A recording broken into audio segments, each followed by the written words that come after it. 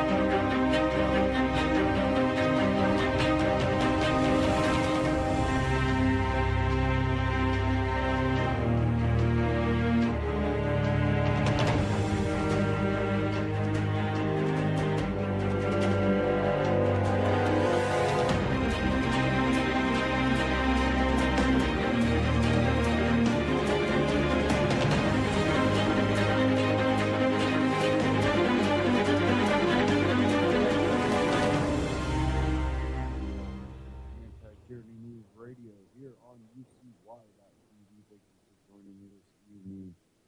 We're going to kind of start diving into a few different things to do with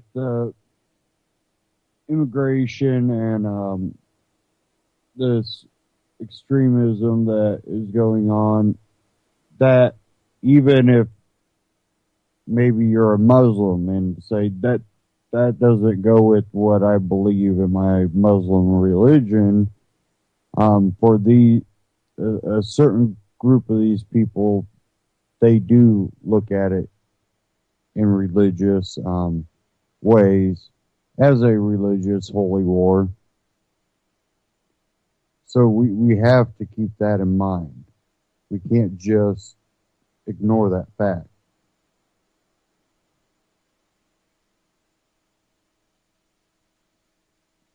And of course, I'm having an issue with Drudge right now, trying to get that to pull up.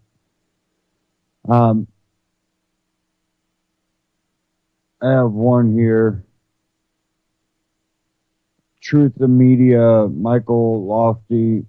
France will accept 30,000 more Syrian refugees after Paris attack. On Wednesday, French President Francois Hollande announced that France would still accept upwards of 30,000 Syrian refugees over the next 2 years, despite the recent ISIS terror attacks on Paris that left at least 129 dead. 30,000 refugees will be welcomed over the next 2 years. Our country has the duty to respect this commitment, said Hollande. Receiving a standing ovation, Hollande made the announcement while meeting with mayors from across France. We have to reinforce our borders while remaining true to our values, said Hollande, as he noted that it was France's humanitarian duty to honor their commitments to refugees. Meanwhile, the majority of American governors have called upon the federal government to not place Syrian refugees in their respective states.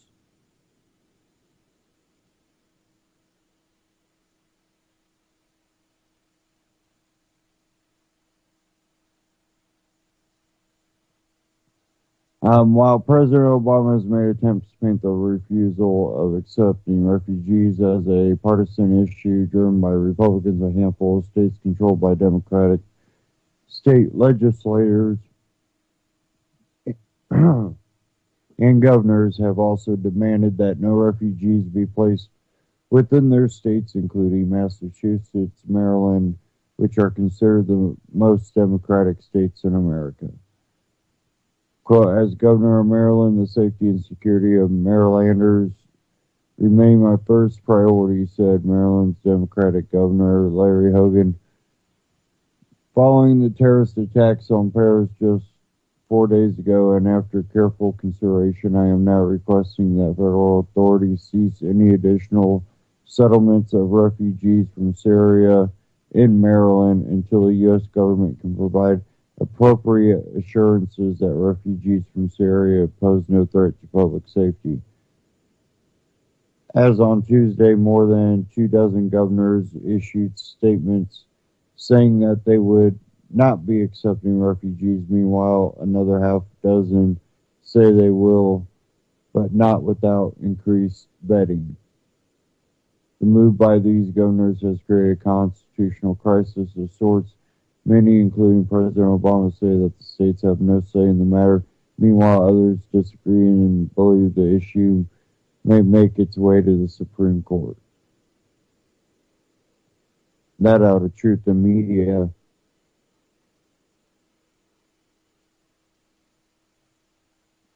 Now, one thing that I talked about last broadcast is I see the beginning of a world war. And I still stand by that. There is something brewing out there that we haven't seen, past generations haven't seen this type of financial and globalist power grabbing.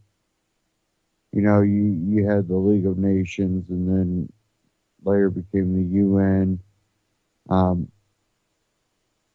These were just beginnings of something that I start to see the beginning of, and I'm part of beginning that type of situation is creating a crisis. And one issue we got, and being a libertarian, I'm for being able to cross borders. Our southern and northern borders at one point weren't this crazy lockdown situation, and we didn't have problems. Again, borders being a government thing, a lot of times, they'll ignore the good guys and wait for a crisis to happen to allow the bad guys in to further their agendas.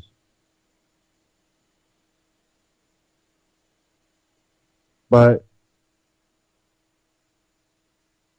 we're going to see this issue where, again, they're not opening the borders, they're controlling the borders.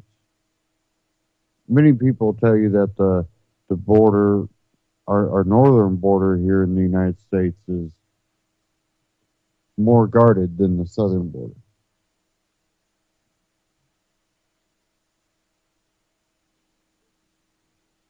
And I think we're seeing an issue where a lot of the military and a lot of the police are waking up to it, where they're noticing it. A lot of good people are out there, and we're looking at, we have finally started to teeter towards that authoritarianism, and I think it's going to be the people in the military and the people in the law enforcement that are aware that are going to be the Paul Reveres.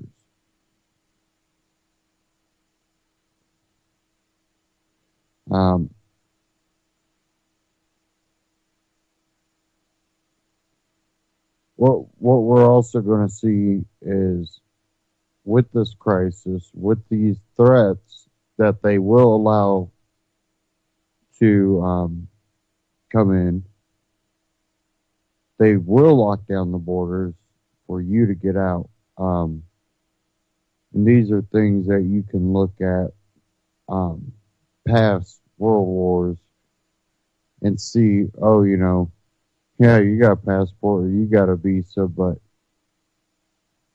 now they're useless because you are inherently on lockdown.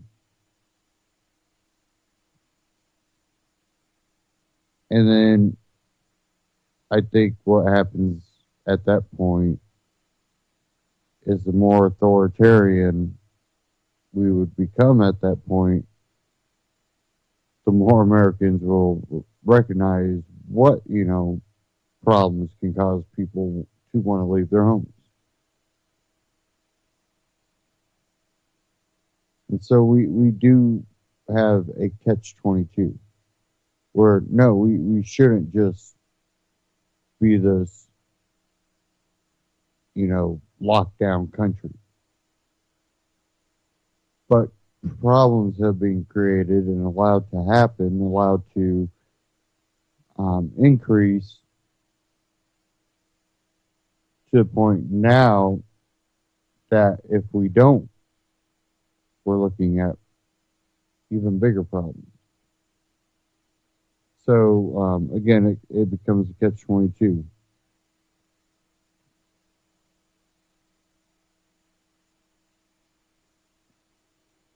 Now, we got a few clips I really want to get into this first hour. Let me go ahead and pull them up here.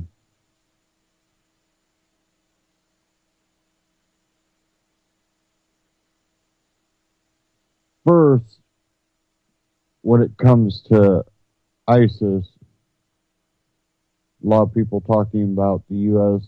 government created ISIS. Here's a reality check, and this one's proof the U.S. government wanted ISIS to emerge in Syria. This is Truth in Media, Ben Swan on YouTube, truthinmedia.com. So let's go ahead and dive into this. Remains fixed on Paris. France is tonight a police state, and there is concern over ISIS infiltrating Syrian refugees. And of course, the big question, how can the world rid itself of the Islamic State? Now, before you listen to one more politician tell you what we need to do, you need to know what politicians knew about ISIS 3 years ago and the actions they took anyway. This is a reality check you won't see anywhere else. On the military front, our coalition is intensifying our airstrikes, more than 8,000 to date. We're taking out ISIL leaders, commanders. There is no doubt the U.S. and its allies must stop ISIS. After the Paris attacks that left 129 dead, more than 350 people injured, and an entire nation in lockdown, there is no doubt that ISIS has to be stopped. Now, shortly after the Paris attack, ISIS fighters recorded this new video claiming they will soon strike the United States, including Washington, D.C. But look, there's no question that ISIS is a serious threat to people everywhere, especially to people in Iraq and in Syria who have been decimated by that terror group. In Syria alone, 9 million people have been displaced or fled the country, which makes what I'm about to share with you so infuriating. Well, 7 pages of a secret Pentagon document were leaked earlier this year, put online by the organization Judicial Watch. The report is from 2012, and specifically, it explains the dangers of what the U.S. government is doing in Syria at the time. Remember, in 2012, ISIS, as we know them today, did not exist. Page 3 of those leaked pages state 3 facts about the situation in Syria. A, internally, events are taking a clear sectarian direction. B, the Salafists, the Muslim Brotherhood, and AQI, or Al-Qaeda in Iraq, are the major forces driving the insurgency in Syria. And C, the West. Gulf countries and Turkey, they support the opposition, while Russia, China, and Iran support the regime. So to be clear, our Department of Defense in 2012 stated that the Russians, Chinese, and Iran were supporting the Assad regime, and that the United States and Gulf partners like Qatar and Saudi Arabia were supporting the opposition to Bashar al-Assad. But the DoD also made it clear that the major forces driving that opposition were the Muslim Brotherhood, Al-Qaeda in Iraq, and something called the Salafists. Now stay with me, because if you don't know the term Salafist, that movement is an ultra-conservative Orthodox movement within Sunni Islam. The doctrine is summed up as taking a fundamentalist approach to Islam. Sound familiar? Salafist is the same belief system as Wahhabism, from which ISIS draws their radical, violent, merciless beliefs. So now let's go back to that document. Because after reading page 5 in section 8C, the Department of Defense warns this, quote, if the situation unravels, there is a possibility of establishing a declared or undeclared Salafist principality in eastern Syria. And this is exactly what the supporting powers to the opposition want in order to isolate the Syrian regime, which is considered a strategic depth of Shia expansion in Iraq and Iran. So what you need to know is that according to this leaked DOD report, opposition forces, the United States, the Saudis, Jordan, Qatar, and more, they wanted a Salafist or fundamental Islamic group to take over eastern Syria in order to isolate and overthrow the Syrian president Bashar al-Assad's regime. It was a plan to overthrow Assad, but 3 years later, Assad is still in power, and now the most violent, radical terror group in the modern world is entrenched in parts of Syria and Iraq, while exporting terror to Europe.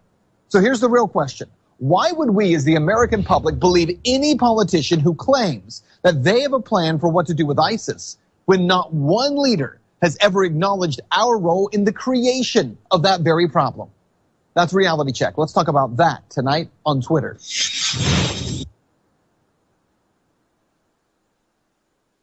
Ben Swan on YouTube and truthamedia.com. Now, alternative media is basically, most of alternative media is covering the fact that, this is a group that basically was facilitated by the U.S. and allies. And they were creating a group that one of those allies, the Saudi Arabians, also politically and socially participate in, and that is the radical viewpoint, the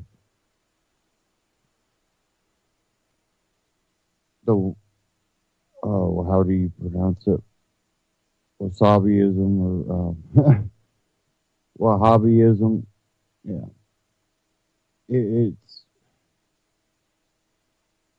I've been reading, the a lot of these articles talking about it, and none of them talk about the belief system that also is aligned with that, where it comes down to the caliphate, and it also comes back to the Ottoman Empire, and how all of this is basically going also back into history and world wars and the alliance with Saudi Arabia. And I think we are now going to start to see, even with all the objection, the Western world collapse itself while also collapsing the Middle East. And I think a lot of them are naive to look at it, and they're looking at how could they benefit from all this, while not realizing, hey, they're not stopping with their caliphate in the Middle East. Again, it goes back to the caliphate, and it goes back to Abu Bakr from the 600s, and the Abu Bakr al-Baghdadi, and taking that first part of his name from that figure and believing in the caliphate, which stretches all the way across the Middle East, all the way across northern Africa, up through Spain, up through France.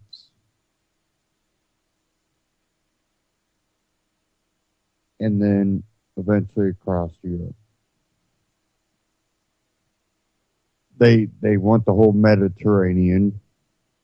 That's in their belief system that goes way back. And Abu Bakr of the 600 was, Muhammad's basically advisor.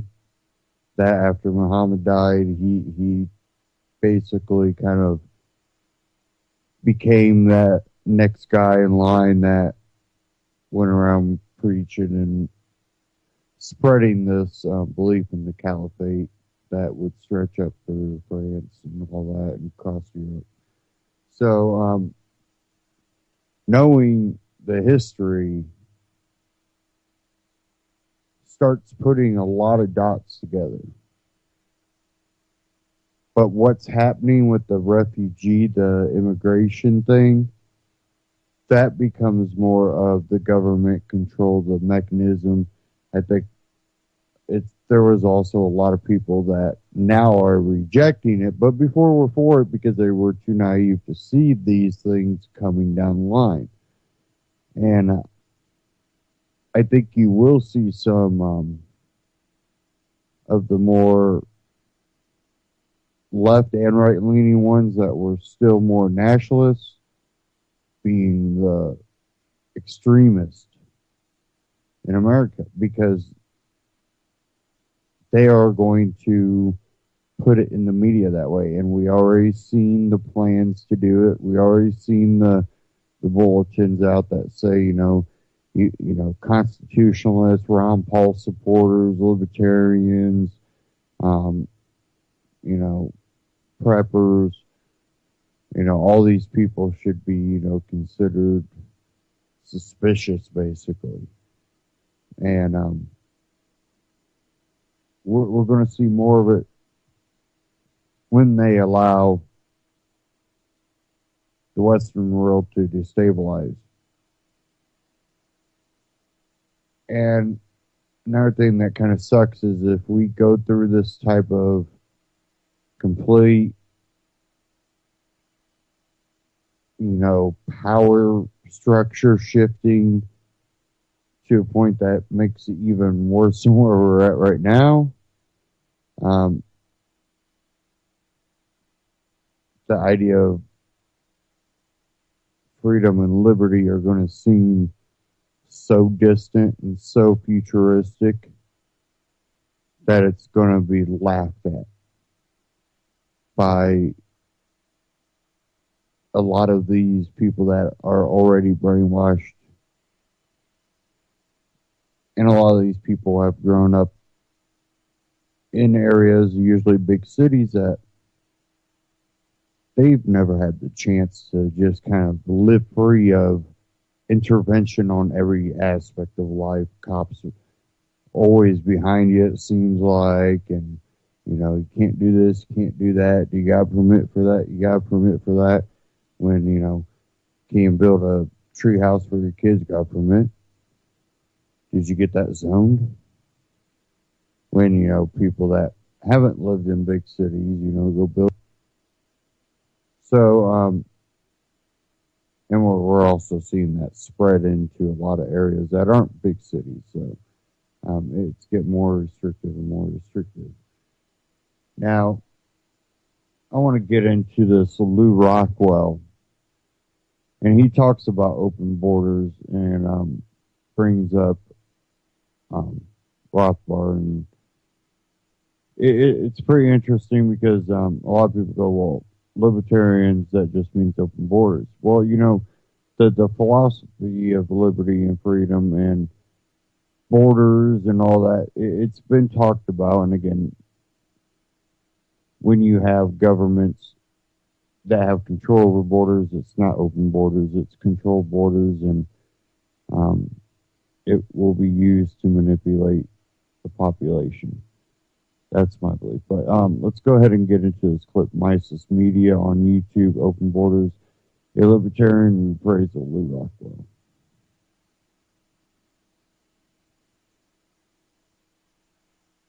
So I'd like to introduce a person who's very well known to all of you, who runs maybe the most indispensable libertarian website on earth, LouRockwell.com, and also the founder and chairman of the Mises Institute, someone who's been at this for many, many decades and who's going stronger than ever, and someone to whom we all owe a lot, Lou Rockwell.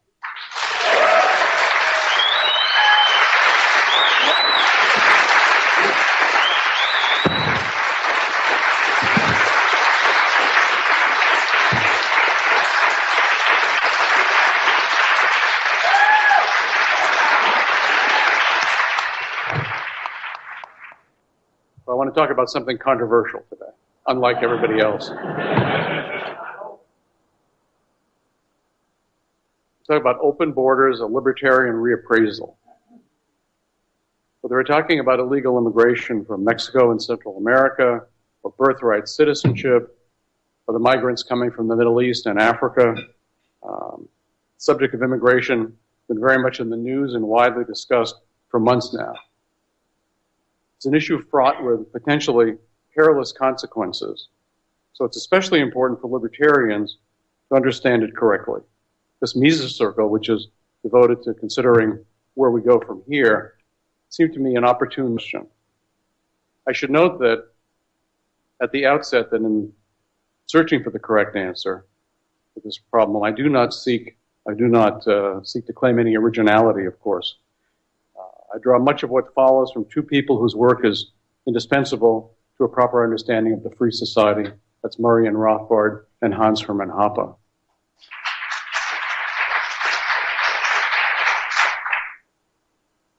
Some libertarians have assumed that the correct libertarian position on immigration must be open borders, or the completely unrestricted movement of peoples. Superficially, this appears correct. Surely we believe in letting people go wherever they want to go. But hold on a minute. Think about freedom of speech, another principle people associate with libertarians. Do we really believe in freedom of speech as an abstract principle? That would mean I have the right to yell during a movie, to disrupt a church service, the right to enter your home and shout obscenities at you. What we believe in instead are private property rights. No one has freedom of speech on my property, since I set the rules on my property. In the last resort, of course, I can expel someone. He can say whatever he likes on his own property or on the property of anyone who cares to listen to him, but not on mine. The same principle holds for the freedom of movement. Libertarians do not believe in any such abstraction in the principle, abstract principle. I do not have the right to wander into your house, into your gated community, or onto Disney World, or onto Jay-Z's private island, or someone's private beach. As with freedom of speech, private property is the relevant factor here. I can move on to any property I myself own, or whose owner wishes to have me there, but I simply cannot go wherever I like. Now, if all the parcels of land in the world were held privately, the solution to the so-called immigration problem would be evident. In fact, there would be no immigration problem. Everyone moving somewhere new would have to have the consent of the owner of that place. When the state and its so-called public property enter the picture, though the things become slightly more murky, and it takes extra effort to uncover the proper libertarian position, I'd like to try to do that here today. Shortly before his death, Murray Rothbard wrote an article in the Journal of Libertarian Studies called Nations by Consent, Decomposing the Nation State. He'd begun rethinking the assumption that libertarians are committed to open borders. He noted, for instance, the large number of ethnic Russians whom Stalin had settled in Estonia. This was not done so the Baltic people could enjoy the fruits of diversity. In fact, it never is. It was an attempt to destroy an existing culture so that to make the people more docile and less likely to cause problems for the Soviet Empire. Murray wondered, as a libertarian, am I required to support this, much less to cheer it? Or might there be more to the immigration question after all? And here Murray posed the problem just as I have. In a really private property society, People would have to be invited onto whatever property they traveled through or settled on. If every piece of land in the country were owned by some person, group, or corporation, this would mean that no person could enter unless invited to enter and allowed to rent or purchase property. A totally privatized country would be as closed as the particular property owners wished it to be. It seems clear then that the regime of open borders that exists de facto in the United States and Western Europe today really amounts to a compulsory opening by the central state in charge of all streets and public lands, public buildings. It does not genuinely reflect the wishes of the proprietors. In the current situation, on the other hand, immigrants have access to public roads, public transportation, public buildings, and so on. Combine this with the state's other curtailments of private property rights, and the result is artificial demographic shifts that would never occur in a free market. Property owners are forced to associate and do business with individuals they might otherwise avoid. Quote, commercial property owners such as stores, hotels, and restaurants are no longer free to exclude or restrict access as they see fit, wrote Hans. Employers can no longer hire or fire whom they wish. In the housing market, landlords are no longer free to exclude unwanted tenants. Furthermore, restrictive covenants are compelled to accept members and actions in violation of their very own rules and regulations. Hans continues, by admitting someone onto its territory, the state also permits this person to proceed on public roads and land to every domestic resident's doorstep, to make use of all public facilities and services, such as hospitals and schools, and to access every commercial establishment, employment, and residential housing protected by a multitude of non-discrimination laws. It is rather unfashionable to express concern for the rights of property owners in such situations. I know, and indeed I can already hear, the sympathy for migrants expressed by left libertarians, but whether the principle is popular or not, a transaction between two people should not occur unless both of those people want it to. This is, after all, the very core of libertarian principles. In order to make sense of all this and to reach the appropriate libertarian conclusion, we have to look more closely on what public property really is and who, if anyone, can be said to be its true owner. Hans has devoted some of his own work to this question. There are two positions, he says, we must reject.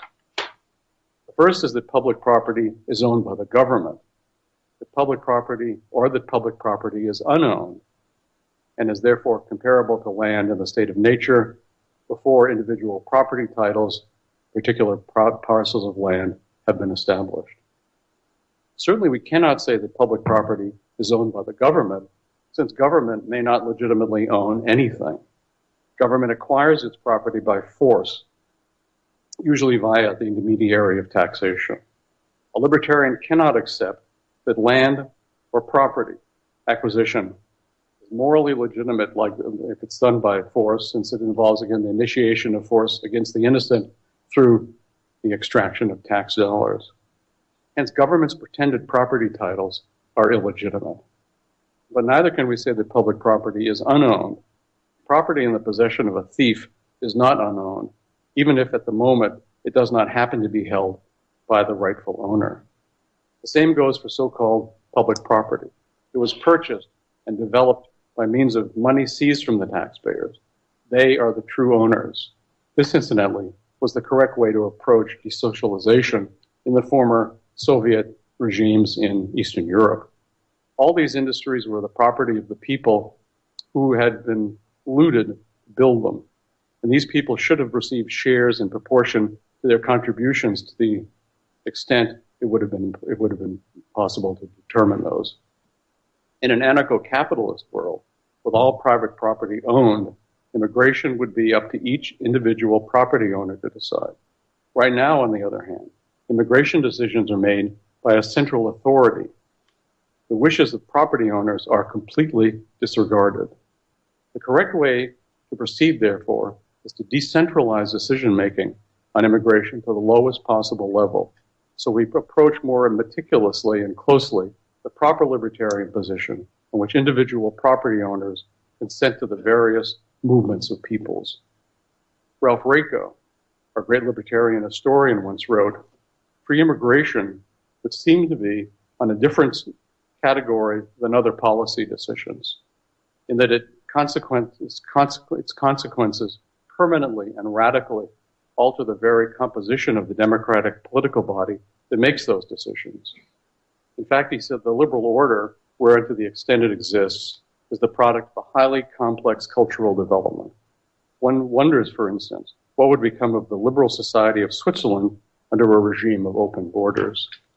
Switzerland, in fact, is an interesting example. Before the European Union was involved, the immigration policy of Switzerland approached the kind of system we are describing here.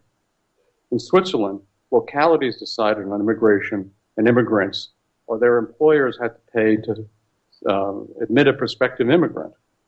In this way, residents could better ensure that their communities would be populated by people who would add value and who would not stick them with a laundry list bill of benefits. Obviously, in a pure open border system, the Western welfare states would simply be overrun by people seeking tax dollars. As libertarians, we should, of course, celebrate the demise of the welfare state. But to expect a sudden devotion to laissez-faire to be the likely outcome of such a collapse in the welfare state is to indulge in naivete of an especially preposterous kind. And we conclude that immigrants should be considered invited by the mere fact that they have been hired by an employer. No, says Hans, because the employer does not assume the full cost associated with his new employee. The employer partially externalizes the cost of that employee on the tax-paying public. Hans says, equipped with a work permit, the immigrant is allowed to make free use of every public facility, roads, parks, hospitals, schools, and no landlord, businessman, or private association is permitted to discriminate against him as regards housing, employment, accommodation, and association. That is, the immigrant comes invited with a substantial fringe benefit package, paid for not only partially by the immigrant's employer, who allegedly has extended the invitation, but by domestic proprietors as taxpayers who had no say whatsoever in the invitation. These migrations, in short, are not market outcomes. They would not occur on a free market. What we are witnessing are examples of subsidized immigration.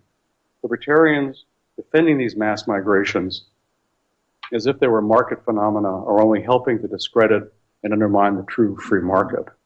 Moreover, as Hans points out, free immigration position is not analogous to free trade, as some libertarians have erroneously claimed.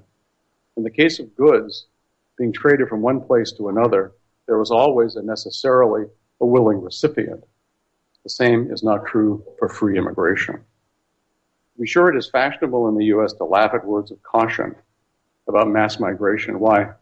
People made predictions about previous waves of immigration, we're told, and we all know those didn't come true. Now, for one thing, those waves were all followed by swift and substantial immigration reductions, during which time society adapted to these pre-welfare state population movements. There is virtually no prospect of any such reduction today. For another, it is a fantasy to claim because some people incorrectly predicted a particular outcome at a particular time. Therefore, that outcome is impossible, and anyone issuing words of caution is simply a fool. Fact is, politically enforced multiculturalism has an exceptionally poor track record.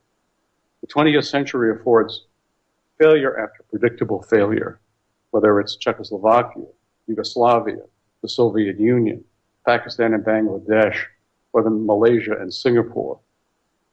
By the countless places where ethnic and religious divides have not yet been resolved to this day, the evidence suggests something very different from the tale of the universal brotherhood of man that is such a staple of leftist folklore.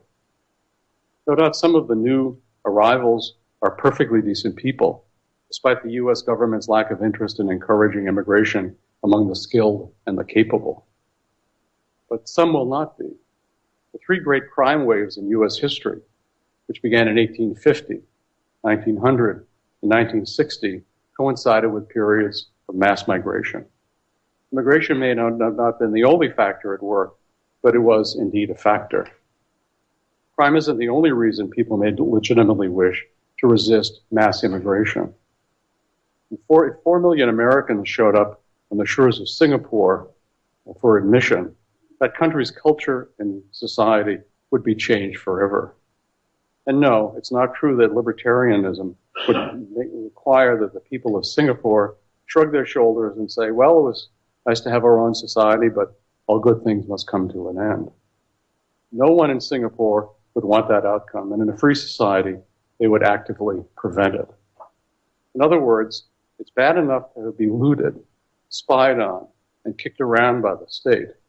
Should we also have to pay for the privilege of cultural destructionism, an outcome the vast majority of the state's tax-paying subjects do not want and would actively prevent if they lived in a free society and were allowed to do so?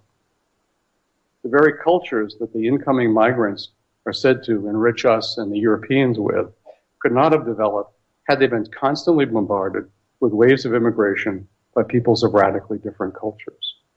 So the multicultural argument doesn't even make sense. It's impossible to believe that the US or Western Europe would be a freer place after several more decades of uninterrupted mass migration on welfare. Given the migration patterns that the US and the EU government encourage, the long-term result will be to make constituencies for continued government growth so large as to be practically unopposable. Open borders libertarians active at that time may scratch their heads and claim not to understand why their promotion of free markets is having so little effect. Everyone else, I would argue, will understand why. Thank you.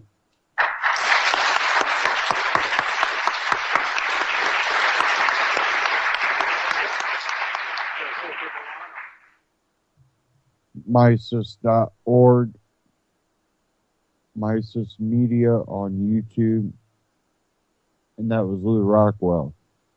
Now, what you might not know is this was actually November 7th. It was published the 16th, but this took place in Phoenix, Mises Circle in Phoenix, on November 7th. So it's pretty amazing when you look at people like Rothbard and others, and the philosophy behind a lot of the libertarian ideology. Yeah, we are for the open border, the free exchange, but that doesn't happen under the state because the state controls a border, and a lot of times when they allow them in, it becomes a whole problem to regulate those people that they let in, let alone the people that, cross the border, what we call illegally. And then we end up having a welfare state to take care of all these people. And that's why, in a free market, without the government intervention, the laissez-faire with, exchange and stuff, most people would be like, we're not going to pay for this person to come here. That person is not going to have a free place to go when they come here because they don't have the means to pay for that, whether it be cash or labor. You just don't get a free ride.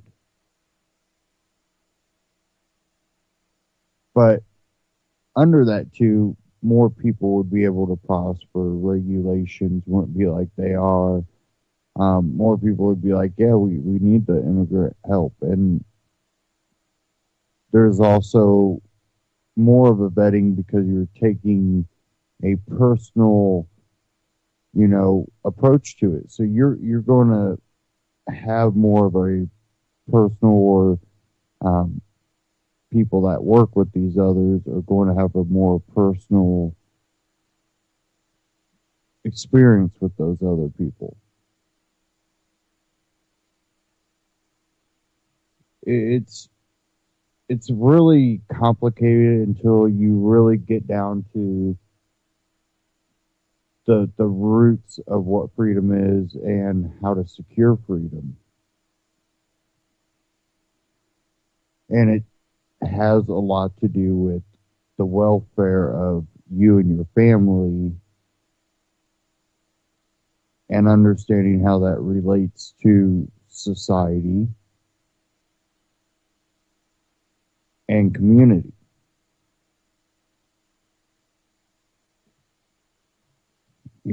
The people that believe different religions can't promote something that they wouldn't want their neighbor to do to them. You can't go, well, we don't like the Christians, but it's okay for this group or that group.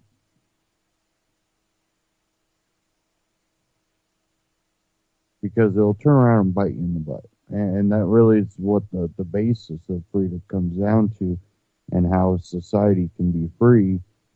And it is through acceptance and allowing communities to have cultures. And culture will, evolve.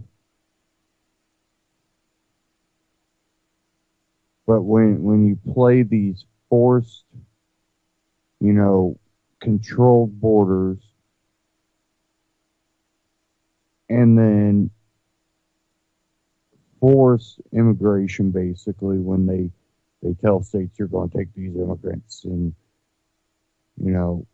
there's no assimilation into the culture of that society, because a lot of times there are groups of them that, well, I don't know really anything about where I'm going other than I got a cousin there, or uncle, or friends. This is where I need to go. This address, I got their phone number. That's it. There's no want to assimilate, because they're just coming here to, I need to make some money because my family back home. Or again, you will have false flags in the means of knowing that there is a problem, knowing when they say that they're going to use the border and the immigration to get into these countries, and you knowingly allow it to stay freely open.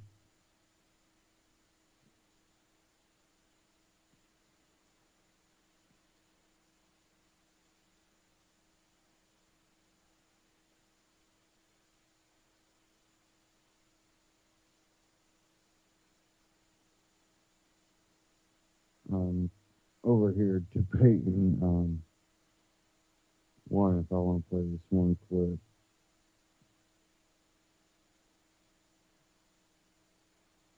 Actually, a couple clips I'm debating. I really want to get that far into this.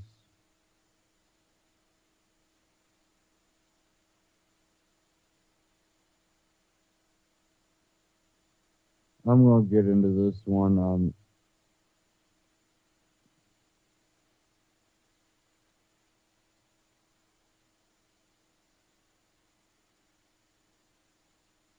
And I wanted to get into this. This is a clip that was posted by We Are Change, June of 2014. Actually, I'm not going to play this one, but I want people to watch it. And it's ISIS, the start of World War III with David Icke. And I urge people to go watch this. And I think it will shock you.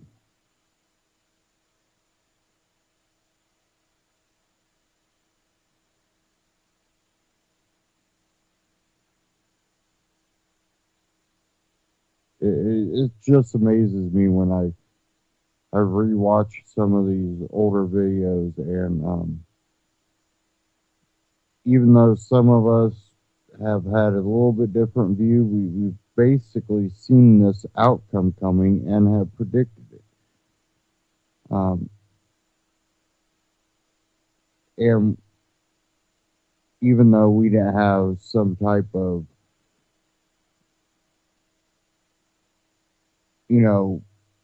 attack here in America, we've seen it over in Paris. We knew that this immigration problem was opening the doors for this. Now, Europe, France just happened to be the first targets. We have had this issue with Mali now that the U.S. and all of them quickly actually popped up there in Mali. So French, U.S. and I forget who else was there, NATO maybe. But I do want to get into this clip here. AMTV, all wars are bankers, wars and Dow 20K.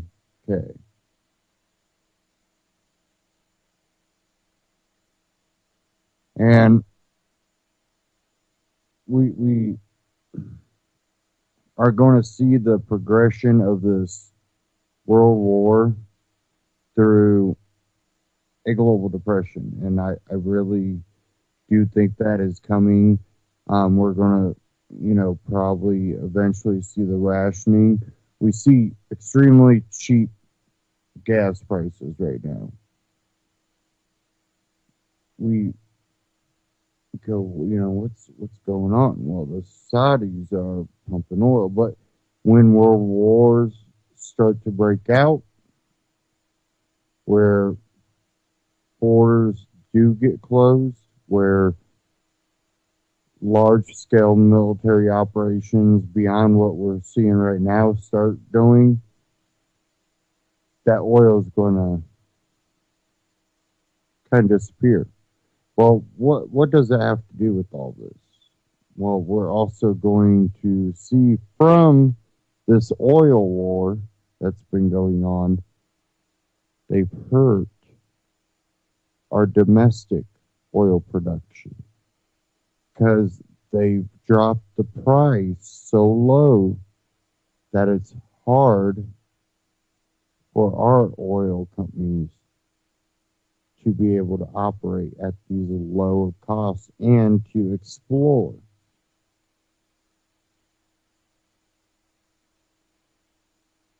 And that's when it backfires. Rationing of oil will, gas will happen. Gas prices will be so high, and, we're going to see problems.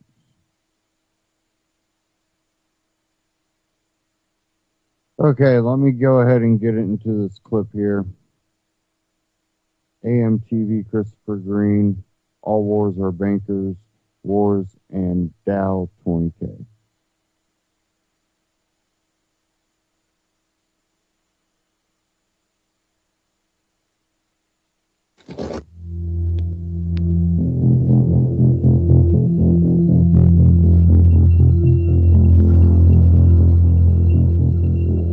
Why buy gold? You probably heard these reasons before. Stock market volatility, dollar crisis, economic collapse, because we don't know what tomorrow brings. But probably the most important reason you should buy gold is for diversification. You've heard it before, but you never want to put all of your eggs. I wanted to do a short video basically instructing you on the idea, which really isn't an idea, it's just a fact, that all wars are bankers' wars. Also, I want to talk about the likelihood of Dow 20,000. And notice how global stock markets, especially here in the United States, are arguably soaring as we lead into this geopolitical conflict in World War. None of it's a coincidence. I actually think it is highly likely that we see Dow 20,000 in the not too distant future. We are just under Dow 18,000 now, just under some of the all-time highs. And keep in mind, we've had quantitative easing and 0% interest rates buffering this for years now, since 2008, 2009. I mean, the government even has the gall to tell us we're in a friggin' recovery. So we are just below the all-time highs in the Dow. I think we're at like 2,000 plus, somewhere in that ballpark in the S&P 500, 5,000 plus with the NASDAQ, big technology companies. We've seen them pretty much just go bonkers in recent months this year. How is this possible? Again, all wars are bankers' wars. They finance both sides of the war. We saw this during World War I. We saw this during World War II. We see it with more marginal wars, not marginalizing those that lost their lives or were injured, like Vietnam. And now we see this with the next geopolitical conflict, the Third World War. Wasn't it Albert Einstein that said something along the lines that the Third World War, because we will eventually use nukes, that the Fourth World War we'd fight with sticks and stones? I mean, that's pretty much what it's leading to. So I actually think it's highly likely we could see Dow 20,000 in the not too distant future. At the very least, I think we're going to get close to it. And I think this builds up into a crescendo as we approach the 2016 presidential elections. Again, the next president, whether or not it's Trump or Mr. Carson or it's Hillary Clinton, 2016 will inherit the next great war and also the next great crash. So what is the Federal Reserve going to do here? They actually got together. They met. Most people are bored by this now, but it's actually very interesting because it sets the stage for this global conflict and how it ties into moneyed interest, et cetera. They basically got together and said that the majority of the board members think it's about time to raise interest rates, even though they've talked about negative interest rates like a week or two ago, and we've had NERP, negative interest rate policy, or ZIRP, zero interest rate policy is where we are today, but they're considering NERP, interest rate policy, negative interest rate policy in the not too distant future. So there's a strong likelihood, and the majority of the board members tell us, at least today, even though they've changed their mind like 15 times, since 2007, 2008, since they took rates to zero, they keep saying they're going to raise, but then they don't because the macroeconomic conditions change, even though the funny money unemployment number still seems to be going lower, even though that's not a true measure of real unemployment rate. It's probably double that, if not more. The majority of the board members, this criminal privately run Federal Reserve, have suggested that they think it's about time to raise interest rates. They're selling us on the idea that we're in a recovery, but they think it's about time to bump a 25 basis points, which I actually think could happen this time around. It could happen as we approach the new year, and they'll probably do it sometime in December when they meet, as people are out, doing their holiday business. This is also another good time to enter the official war when people are celebrating with their families. They've turned off the news. They're not really paying attention. This is when the bombs start to drop. So I think it's likely we could actually see an interest rate hike. But then I think the Federal Reserve will be one and done. Because, again, all of this is going to unravel. In fact, they might even have to cut further from there. And I talked about this in a previous video. And then in addition to that, maybe institute a new round of quantitative easing. And at that point, we'll be engaged in the mother of all global conflicts, will be a war. And so the gloves are going to come off, and they're going to, create even more radical policies and cut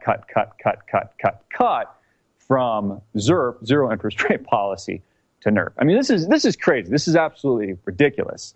But the moneyed interests are so excited about this, and it's why they're pumping the markets through the criminal Federal Reserve and the criminals that run these hedge funds that trade on 15-to-1 margin, and basically haven't in the past. We've seen this almost blown up the world. All of this, again, is leading. It's almost like, a symphony, a grand symphony is leading into a crescendo until we eventually get the mother of all collapses. And the wheels will just begin to fall off. Now, of course, nobody has a crystal ball. I certainly don't. There's a lot of prognosticators and pundits out there. But I feel strongly and I could be wrong, but I feel strongly that we're going to see this build and build and build, and nobody's expecting that the market could get stronger. We saw an IPO today with Square, a payment system. I believe, is it Jack Dorsey? Correct me if I'm wrong. He's also one of the Twitter principals, and I think he's also CEO of Twitter, or like a standing CEO. Correct me if I'm wrong. Right now, so we see all these IPOs rushing to market. It was up like 50% today. And yet we still see oil prices in the doldrums, having crashed 50 to 60% from just about a year ago. And isn't it interesting that not a single prognosticator, not a single bank, Goldman Sachs, for instance, didn't warn any of us of a massive collapse in commodities, in oil, natural gas stocks, and commodities in general. Copper, a lot of the time, is used as a gauge for the health of the global economy, and it's kind of like a demand indicator. Nobody told us or forewarned us about this collapse. But now they're saying oil could go as low. It's like 40 right now, depending on how you measure it, WTI or Brent crude. They say it can go as low as like 20 or like 26. I mean, it's amazing. Nobody had the foresight to warn us of a massive collapse in oil, some 50 to 60%. And now they're saying that it's going to go to like, 25 or 26 or maybe even lower. Now, all of this plays into the big moneyed interests, and namely Saudi Arabia, an ally of the United States. It has to do with all these geopolitical movements occurring right now with ISIS and the Paris attacks and the Paris bombing and how they're structuring this war. Because, again, the banks feed like they do off a dead carcass, or a vulture does off a dead carcass, off this tear and off these future wars, which is exactly what we're headed into. And it's why arguably the stock market here in the United States and around the world is soaring into these wars, because it's actually very bullish for the large institutional, monolithic, too big to fail banks that stole from you and I in 2008 and 2009 in the name of trillions and trillions of dollars, virtually by the barrel of a gun, as we approach war. So Saudi Arabia has completely engineered, along with the United States, these oil prices into the doldrums. That's why we've had this tremendous collapse in Brent crude and WTI. It's all engineered to basically attack Russia, to also attack Iran, as we try to push forward and structure these geopolitical movements. Now, there's also some basic economics and supply and demand issues. Of course, I'm sure a benefiting factor of all this is Saudi Arabia wants to put pressure on the fracking industry and this new technology of, people drilling for oil and gas. I'm sure that plays into it a little bit, but it's not the central theme.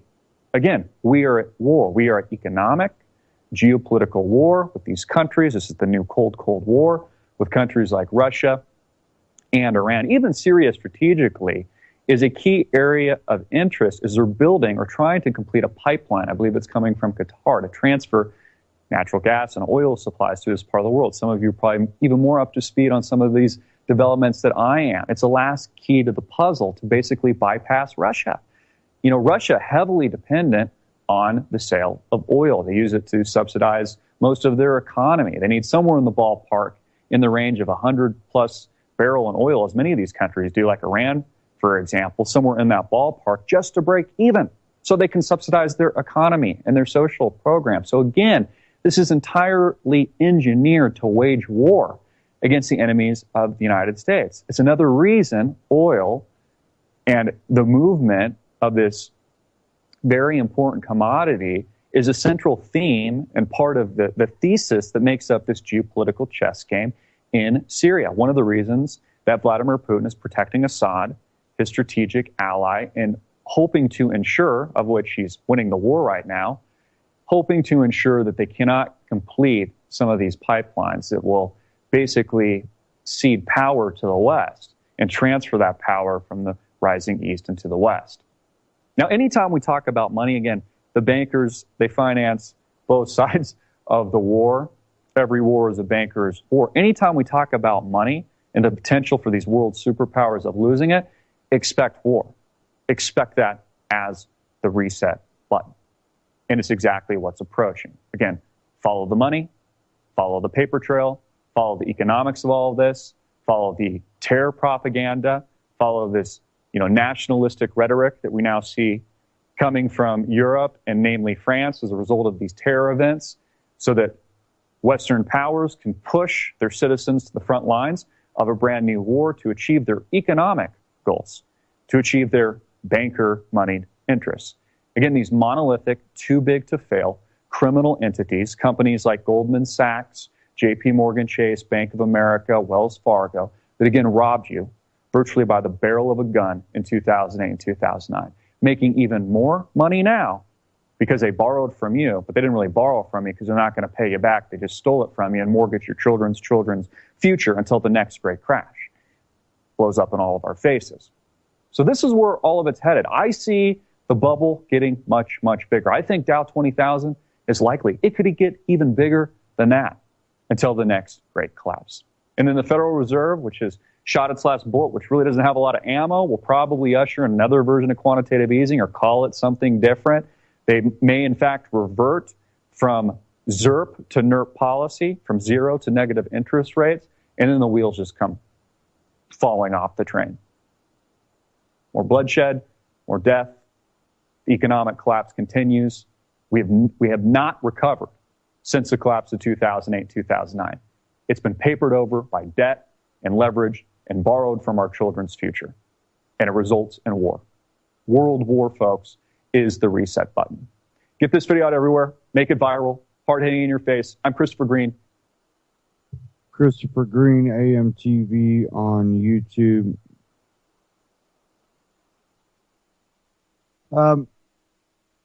This is something that we've talked about too.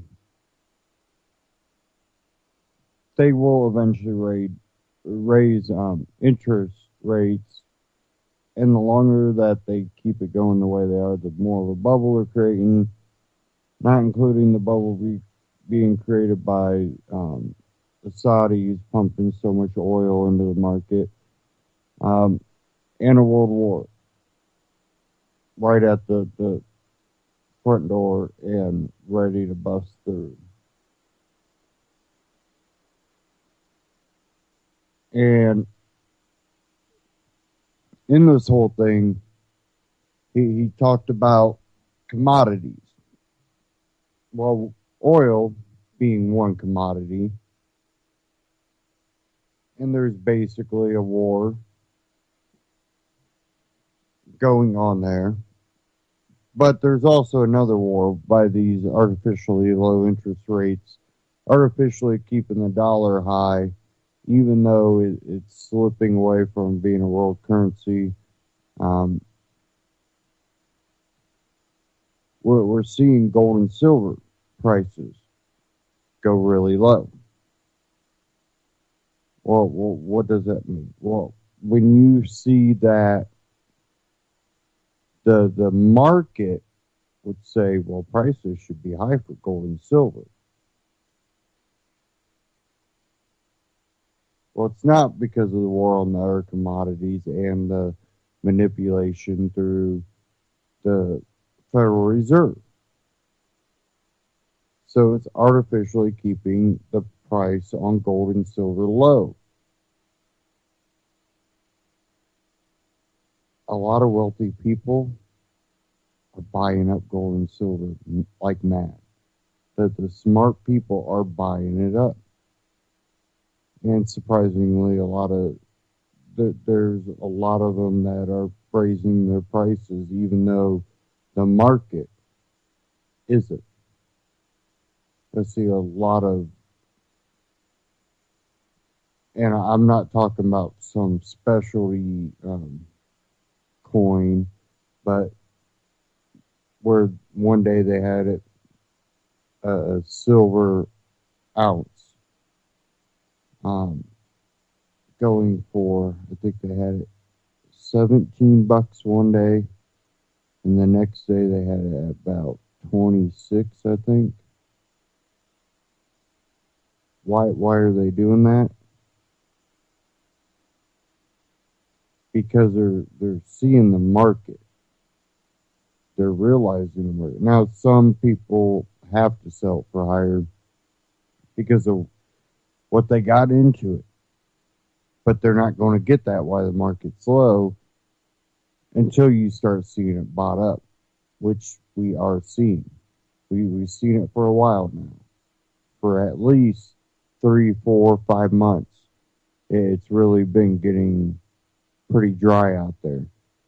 One way you can help this broadcast and help yourself when you're looking for precious metals.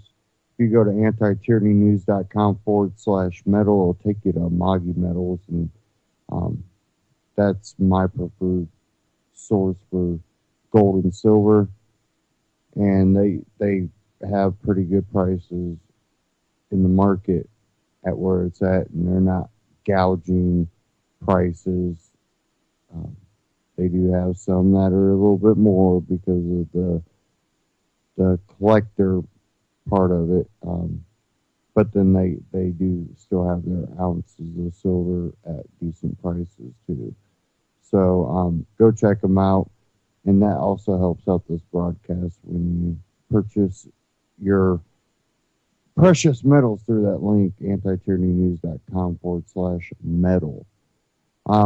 Don't forget to help UCY out. If you go to ucy.tv, up at the top, you can click the Support UCY tab to donate, or scroll down to the bottom. There's also a Donate tab. But there's also a little Amazon button. If you click the Amazon button, you can shop Amazon through ucy.tv, and you get the same great deals, same great shipping prices and shipping rates. But at the same time, UCY gets a little kickback from that, so you can find all your prepping gear, all your food supplies and stuff through that.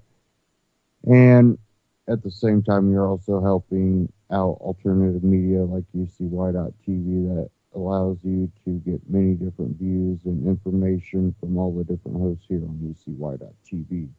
So don't forget to support networks like this. And you can also donate again at UCY.tv. Click the UCY support tab. Now, I had this article here out of Truth and Media.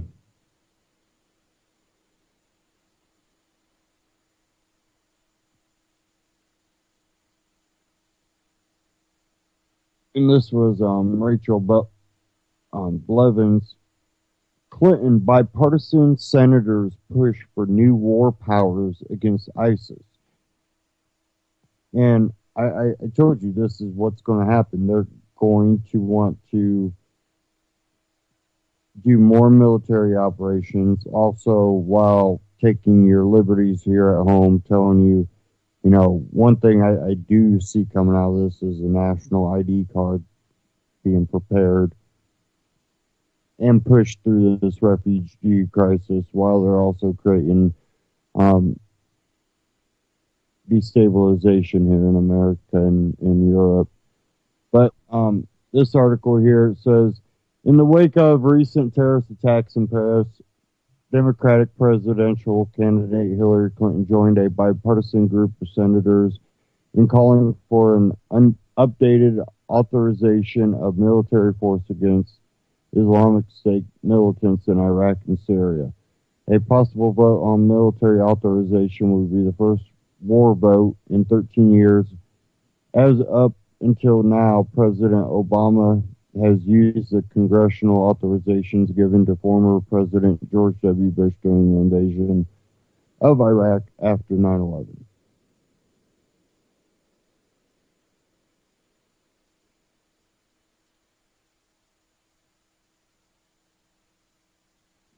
During a speech at the Council on Foreign Relations in New York on Thursday, Clinton called for a new phase in the war against ISIS and said she thinks the U.S. should lead the fight. It's time to begin a new phase and intensify and broaden our efforts to smash the would-be caliphate, Clinton said. This is a worldwide fight and America must lead it. While Clinton called for the U.S. to increase its efforts to defeat ISIS, she said she does not believe ground troops will be necessary. That is just not the smart move to make here, Clinton said. If we have learned anything from the 15 years of war in Iraq and Afghanistan, it's that local people and nations have a have to secure their own communities. We can help them, and we should, but we cannot substitute for them. Instead, Clinton said she thinks the U.S. should send more elite commanders to work with rebel forces. We may have to give our own troops advising and training with Iraqis greater freedom of movement and flexibility, including embedding in local units and helping target airstrikes, she said. Clinton also called for a no-fly zone over Syria. We should also work with the coalition and the neighbors to impose no-fly zones that will stop Assad from slaughtering civilians. And the opposition from the air, opposition forces on the ground, with material support from the coalition, should then help create safe areas where Syrians could remain in the country rather than fleeing toward Europe, Clinton said, indicating support for arming Sunni and Kurdish fighters. Clinton said that Baghdad needs to accept, even embrace, arming Sunni and Kurdish forces in the war against ISIS. But if Baghdad won't do that, the coalition should do so directly. The Kurdish forces, the ones that are actually taking a honest fight, and also the only groups that are taking in the Christian flee people. You know, the Kurdish people are the people that the Christians in the area flee to for help. They've been getting help. The problem is so has ISIS. That's the problem. They don't talk about, but now Clinton's comments come after the Obama administration announced that it was ending the $500 million program training and equipment moderate Syrian rebels in October after it was ultimately deemed a failure, which it was.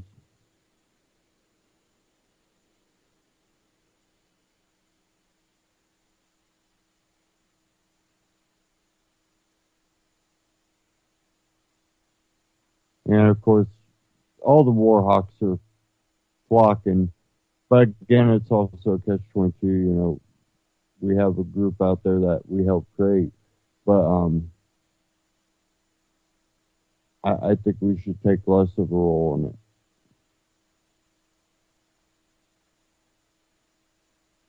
Really, really do.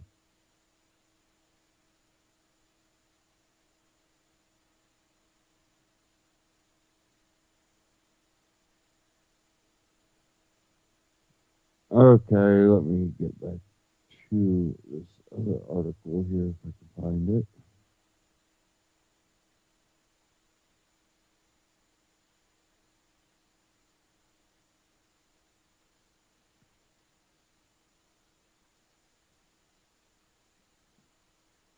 Now, this one out of Infowars.com, Rand Paul, call for more surveillance after Paris attacks is bullshit.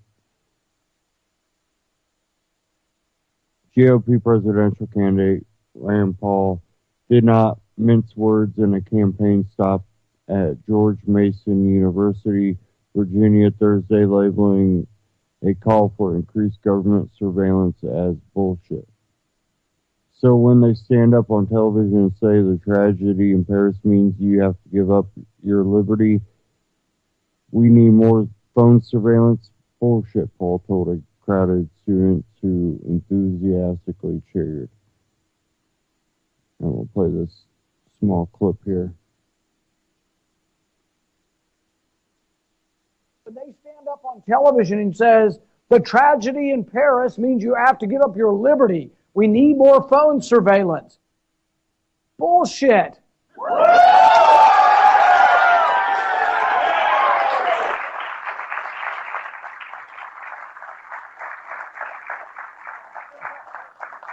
Are you allowed to use profanity? Is that part of the... Are we in the free speech zone? But here's the thing is, they are collecting your phone records as we speak. They did not miss a beat. And even though we voted on reform, all of your phone records are still being collected and stored in Utah. Did it stop the attack in Paris? Not one iota.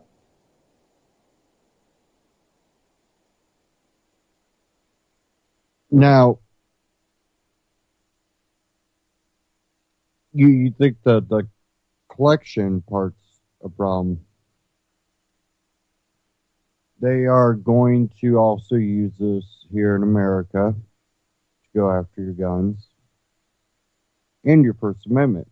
We were talking about Hillary just a couple articles ago, and something interesting about her and free speech.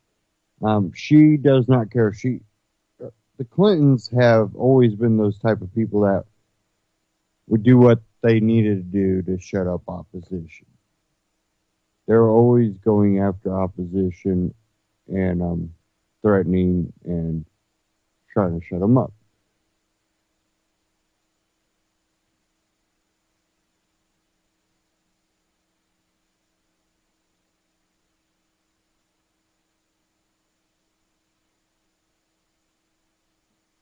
Michael Krager, Liberty Blitzkrieg, Hillary Clinton needs a safe space. AIDS demand comedy club remove video making fun of her. The one upside of Hillary Clinton becoming president is that her endless stream of stupidity will result in more content for this writer than I could ever imagine. Hot off her recent debate performance in which she claimed that the reason she is owned by Wall Street is because of 9/11, her aides are now demanding a Hollywood comedy club take down a video of comedians mocking her.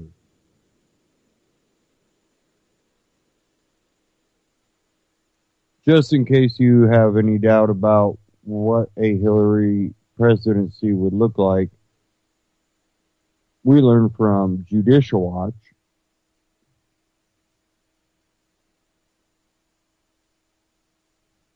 in what appears to be the first for a serious presidential contender, Hillary Clinton's campaign is going after 5 comedians who made fun of the former Secretary of State in stand-up skits at a popular Hollywood comedy club.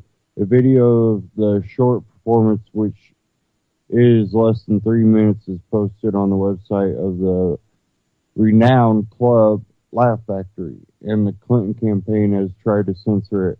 Besides demanding that the video be taken down, the Clinton campaign has demanded the personal contact information of the performers that appeared in the recording. This is no laughing matter for the club owner, Jamie Masada, a comedy guru who opened Laugh Factory more than 3 decades ago and has been instrumental in laughing the careers of many famous comics. They threatened me, Masada told Judicial Watch. I've received complaints before, but never a call like this threatening to put me out of business if I don't cut the video. Masada told Judicial Watch that as soon as the video got posted on the Laugh Factory website, he received a phone call from a prominent person inside the Clintons' campaign. He said the video was disgusting and asked who put me up to this, Masada said. The Clinton staffer, who Masada did not want to identify, also demanded to know the names and phone numbers of the comedians that appear in the video. Masada refused and hung up. He insists the comedy stage is a sanctuary for freedom of speech, no matter who is offended. Just last night, we had Emmy Award winner Dana Carvey doing Donald Trump, and it was hilarious, Masada said.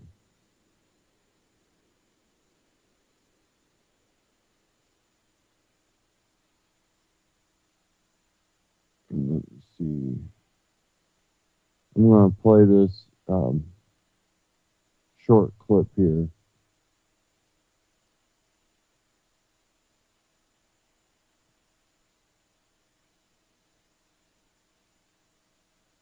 some political faces in the room watching the stand-up show. I knew this was going down because I saw the Secret Service outside.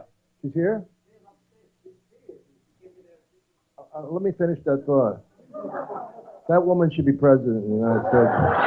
Because she knows what it's like to like men and love women.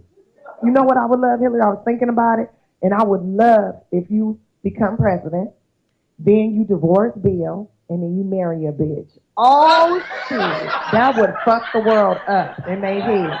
That would be like, is this an episode of Tyler Perry is loving you is wrong? What is this? What is happening in the tabloids? Oh my, it would be so turned up. It would be crazy. It would be amazing. So that's a little snippet of the clip that they posted, and you can find that clip at the Laugh Factory. But yeah, nope. Clinton doesn't like when you make fun of her, and her staffers are going to call you and try to shut you up, threaten you. And this is that mentality that comes out of those type of people. And it's funny because they have created a situation where now they have people that were influenced by that ideology that came from that are going to eat people like Hillary Clinton alive. And the radicals on both sides will take power of these parties if you don't watch it. And they're already starting. The radicals on the left are Hillary Clinton. She, is not someone that most of us agree with. Basically, almost all of us don't agree with, what type of ideology and government she wants to create. But she's not the worst of them. And they're going to be usurped by the even more radicals. And when you look at Donald Trump, he actually taps into some of that extremism on the right side. Whether he's intending to or, you can make all those arguments all you want. But a lot of people would try to claim that Ron Paul tapped into the white supremacies. Well, no, but Donald Trump definitely is. Whenever you have freedom, of course you're going to have one. You'll have groups go, yeah, we want government to go away so we can be the proxy government, basically. They don't understand that being against, this centralized control means we don't want mob groups running around trying to control population. So they miss it. But what Donald Trump calls for is more this nationalism that can also lead to that fascism and authoritarianism.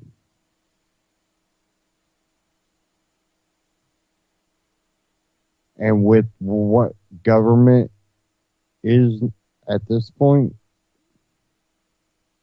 do you really want someone like that furthering that type of agenda? Because it will push the left even harder. And then if they get control, they're going to push it even farther. We're going to have a problem. And I think history has been proving that.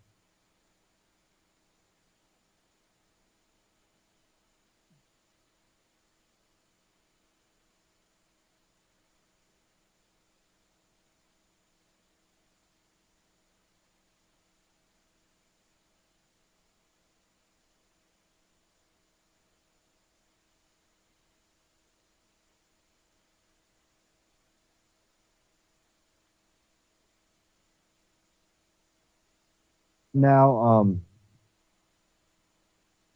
I want to play this short clip here from We Are Change. American journalist murdered by Western ally for exposing ISIS. We Are Change on YouTube, wearechange.org.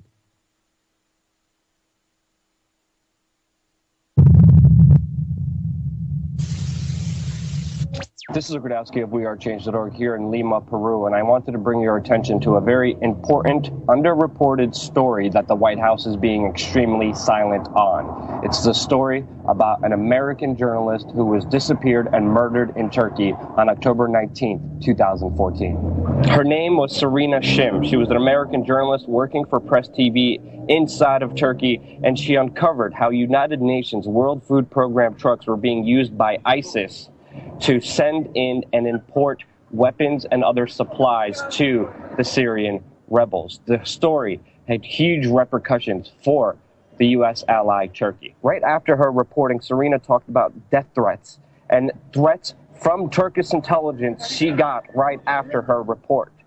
Turkish intelligence, days before she died, accused her of being a spy, questioned her contacts and friends, and said that she would be arrested on sight when they found her. On October 19, 2014, Serena was driving on a one-way, three-lane highway with a medium. A cement truck hit her car head-on. The Turkish government says that this was an accident and has not provided any evidence or photos of the actual incident, and they have actually been changing their stories of what actually happened to Serena. After the accident, it was reported that Serena and another driver were alive. The other driver was taken to a hospital while Serena was taken to an undisclosed location where 30 minutes later she was found in a hospital dead from heart failure. The family went to Turkey to get answers from the Turkish government, and they have not gotten any assistance or help from that government. The United States government, when questioned about Serena Shim, said that they do not investigate deaths of Americans in other countries, even though they have done so in the past. The Turkish government, for some reason, posted her passport online after her death. The family does not believe her death was an accident in any way, shape, or form. The mainstream media inside the United States has been completely silent. The White House has been completely silent. The government is giving no answers and will not investigate the death of this American brave journalist who is investigating and exposing the very fact that our ally is helping, aiding, and supporting ISIS. The family and other people who knew Serena took online and actually have started a petition on change.org, so the United States has to officially investigate the death of Serena Shim. Google and Twitter, according to many people, are censoring the hashtag Serena Shim. And obviously, from all the reports that we have done throughout 2 years almost now, the United States and its allies have been supporting the rise of not only extremist Islamists in Syria, but they have been directly funding, supporting, and training them to get rid of Bashar al-Assad. It is a well-known fact. Even other acclaimed journalists are pointing out the fact that Anonymous is doing more to fight ISIS than Barack Obama himself. Anonymous has actually started an operation to help Serena. And right now, they're actually launching another operation to go after ISIS and their social media accounts that they're using to recruit other members to join in their cause. As we know, ISIS leaders before admitted even being funded by Barack Obama because it's a continuation of the military-industrial complex that has no end. Obviously, Serena was an extremely brave, selfless human being who sacrificed her life because she believed that the world could be a better place with honest and real reporting. Her very country, the establishment, are shunning her, ignoring her, because she exposed facts, the truth to you that they want to keep secret. Let's make sure we don't forget about Serena. She was 29 years old. I resonate with her because I would have done the same thing that she did. I got an offer to go to Turkey just a day ago. Let's make sure that when this happens, that we get the message out and that we won't be silent about this extremely important human being that sacrificed everything to bring you the truth. Thank you again so much for watching. Don't forget to subscribe to this fully independent, fully funded by you news organization, We Are Change. Thank you.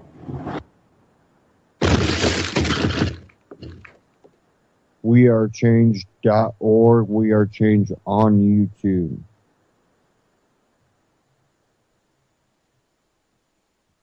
Now,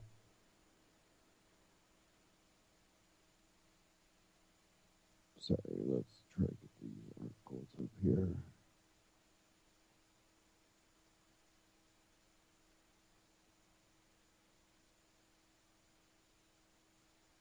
A Pew poll just to let you know 40% of millennials support government limiting speech offensive to minorities. So it's up to 40% with millennials. Great.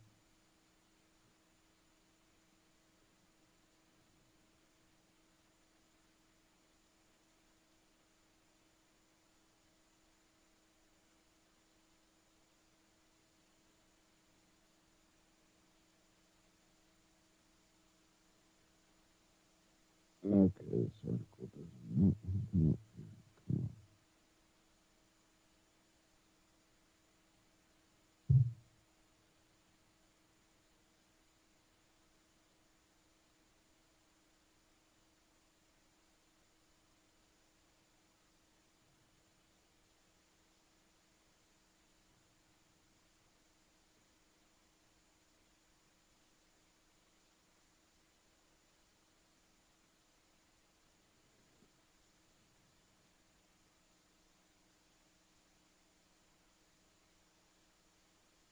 Come on.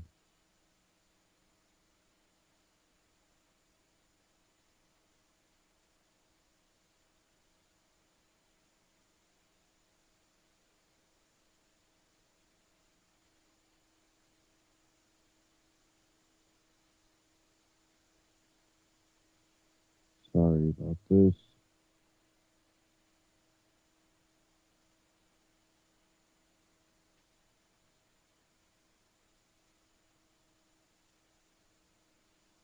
Okay, here's something.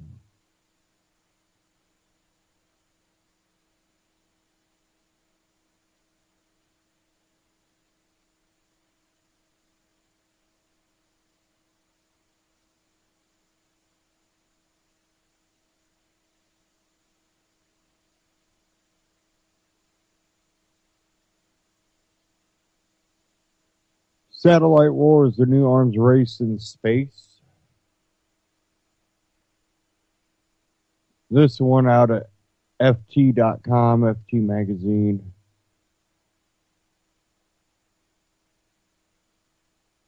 Satellite wars. A new arms race in our skies threatens the satellites that control everything from security to communications. And I think we're going to see deliberate fighting on that, where we'll see satellites launch knowing that they're not going to survive, probably with a lot less of needed technology in them. Just to get the space, and it also come down to our security here at home. If we get into a world war, how much of this is really dependent on a lot of satellites? And unlikely memorial runs across the middle of the marketplace in Kettering, and otherwise a remarkable English market town. The slab of granite set into the paving as part of a timeline of local history reads, Russian satellites, grammar school beats NASA. Etched into stone is the distinctive outline of a Sputnik orbiter. Kettering Grammar School, like the space race, is long gone, but for a period it was on the front line of the extraterrestrial battle between Washington and Moscow. The Kettering group, the school's enthusiastic science masters and their eager pupils, became the world's foremost amateur satellite sleuths, tracking secret Soviet launches and uncovering the location of a previously secret Russian cosmodrome from the Workaday Shire town. As the Cold War passed into history, so did the group. Geoff Perry, the main teacher and leader, died in 2000, but some of his former pupils never lost their enthusiasm for tracking the orbits of satellites in the skies above us. In 2014, an email from one of them hit my inbox. Did I know much about satellites? I asked. Perhaps I should look into this curious new object. In May 2014, there was a regular Russian rocket launch that put 4 satellites up into orbit, recalls Bob Christie, a former catering pupil. But one of them wasn't the same as the others 3 had been publicly declared were Robnik communication satellite support, though, was something quite else. Officially, it was classified on the Pentagon's public space database as orbital junk, but then it began to maneuver. It moved away from others, says Christie, and then we watched it put itself on a trajectory to catch up again with the rocket booster that launched it. It was some kind of test. What exactly NORAD 39765, known as Cosmos 2499 and Object 2014-28E, is still not been publicly declared. The Russians do not even acknowledge its existence, but the activities of the Mystery Ghost satellite have given many of the defense and intelligence community pause for thought. In the last year, the Russians, China, and the U.S. have all been testing these kinds of things, says Christie. People talk about them being inspectors, but if you have the ability to maneuver up to another satellite in space to inspect it, you also have the ability to destroy it.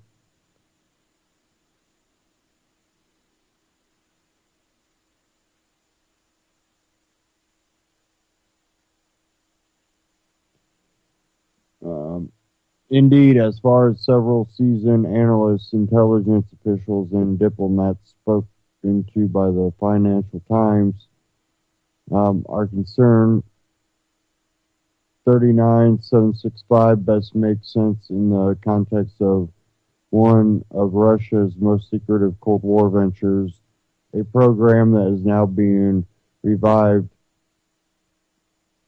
Instrumental Sputnikov, the satellite killer.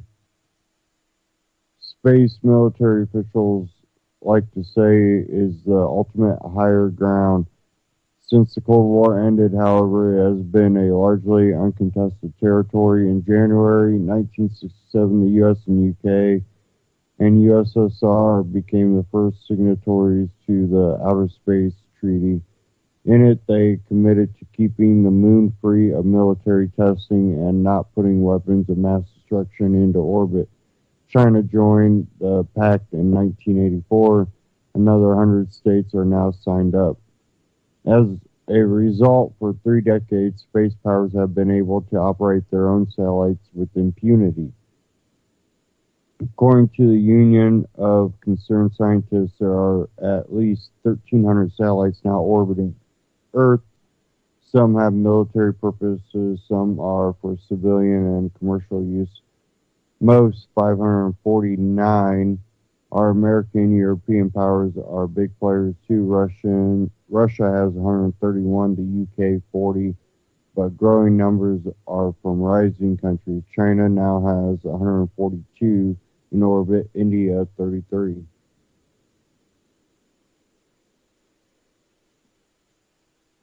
With all this activity, the Pax Salutatus are unlikely to hold for much longer. 60 years after the space race began, an orbital arms race is again in development.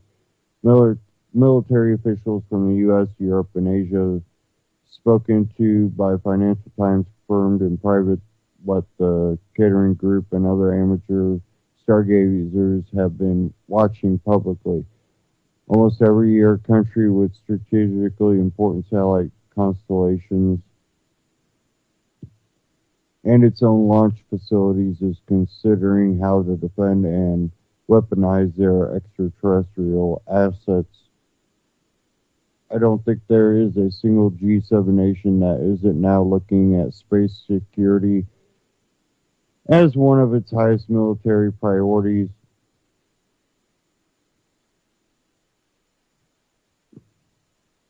And areas of strategic concern, says one senior European intelligence official. The threat is increasing and is a major concern, says Frank Rose, U.S. Assistant Secretary of State for Arms Control. Both Russia and China are developing ASAT, anti-satellite weapon capabilities to hold U.S. systems at risk. Now we don't believe it's in anyone's interest to engage in a space arms race. We don't want conflict in outer space, but be assured we will be able to operate in a degraded space environment. We've made it clear that we will do what is necessary to protect the space assets of the U.S. and our allies against potential attack.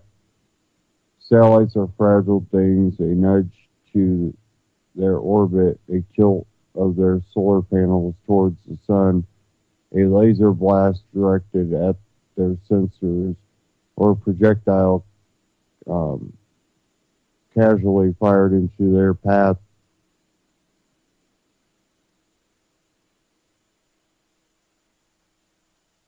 are all capable of wreaking permanent, irreversible damage. We have plenty of vulnerabilities we need to work on, and space is one of the most important, says General Dennis Mercer, NATO Supreme Commander who is charged with adapting the alliance to deal with future threats. It's a domain that is going to be as important in modern warfare as any other. We have a responsibility and necessity to work on it.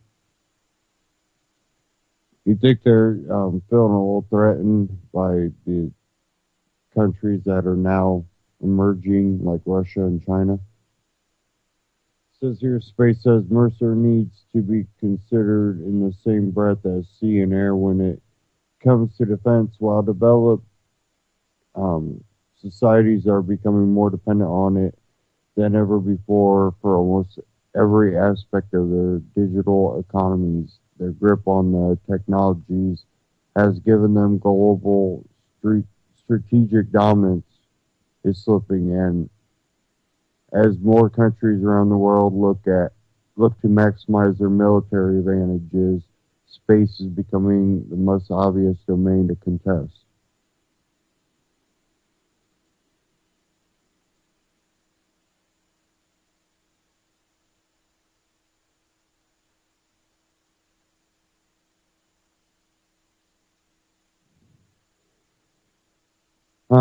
This is going to explode in the very near future. You already have 60 plus nations who are interested in space capability, says Elizabeth Quintana, senior research fellow at the military think tank RUSI.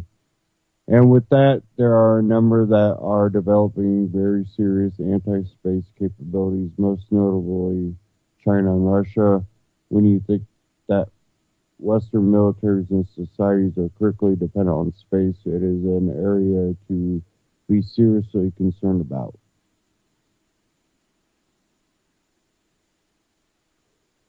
Everything that gives modern Western forces their technological and tactical edge over rivals, notes Quintana, stems from space-based systems. These include precision weaponry, drone surveillance, and sophisticated real-time battlefield communications. Even our tanks, one British military officer says, depend on our satellites. The Reaper drones that destroyed Al-Qaeda's leadership would have been useless without satellites. Intelligence on Russian troop movements around Ukraine came from them, and the smart bombs that reduced Saddam Hussein's military to rubble in 48 hours would have hit their targets wouldn't have hit their targets had it been there, if they hadn't been there. Even Barack Obama's phone calls rely on a specific array of them to advance extremely high frequency constellation. But it is not just a military issue. Space, cyber, hybrid warfare, they raise questions of our resilience, says Mercer. And resilience, he adds, is something that societies, not just armies, need to address. Western intelligence officials can reel off their concerns over the loss of satellite communications could mean.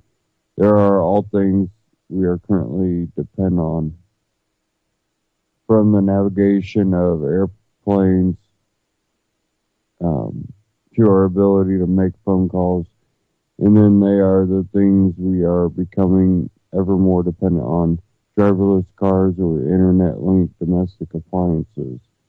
In the U.S., for the military, particularly the Air Force and DARPA, the National Security Agency, and the State Department, this is now a key area of concern, says Anthony Kordsman, former Pentagon intelligence chief and now chair of strategy at the think tank CSIS in Washington. But the challenge in space is going to affect virtually every aspect of the country's strategy. The absolutely critical point is that in a world where geoeconomics are as important as geopolitics and strategy, we need to worry about the spectrum of vulnerability. This is not just military assets that space is a problem for, but our entire societies. Think about it. If everybody woke up tomorrow, phones didn't work, internet didn't work, major networks are down, people would freak the hell out. I'm telling you, people would freak the hell out. And most people don't have a clue. They don't know what to do, where to go, how to prepare. They haven't been preparing. They haven't done anything to prepare for any type of catastrophe, even though many alternative outlets are constantly warning you, always be prepared for these type of circumstances, because we're showing you all the bubbles that they're creating, military, globally, economically, and civil liberty. There are things that you need to do to prepare.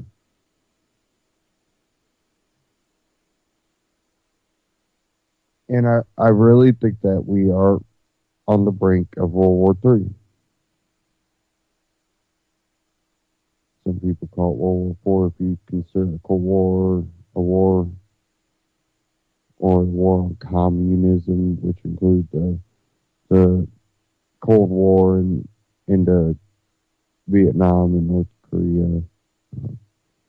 But I still go, we're looking at World War III coming, whatever you want to call it. But how is it going to be fought? Well, eventually it'll be fought every way possible, but they're hurting us financially first. Remember, one thing I said, they've been hoarding gold. They flaunt that they have all this gold. Well, we kind of go, yeah, there's gold in Fort Howard, yeah. Stop asking stupid questions. Yeah. Why are you even bringing that up? When we have European countries trying to repatriate their gold, and we go, yeah, we'll get it back to you, but it's probably going to take us about 7 to 10 years.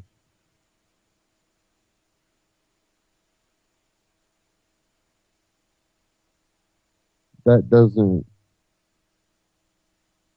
make you feel confident, really, that there's going to be any gold if they open the vaults.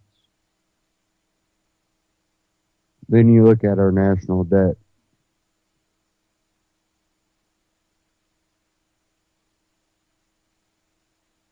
If they have gold, would they not give it up to go towards that? You don't really hear people calling for what Iceland did in the United States, where you get rid of most of your debt by proving it to be illegitimate.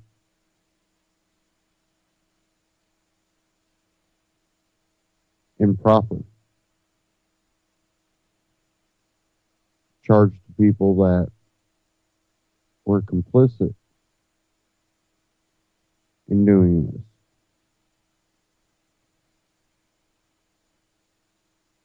Expose the corruption.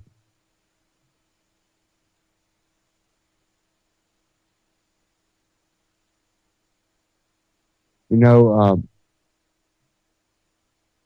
we always hear about the, how little people it takes to start a revolution.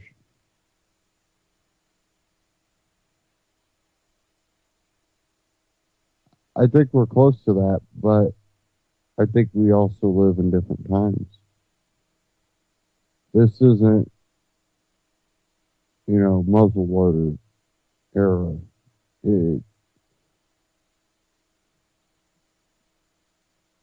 We have a issue where we need to get the philosophy of freedom and liberty, personal responsibility, less government,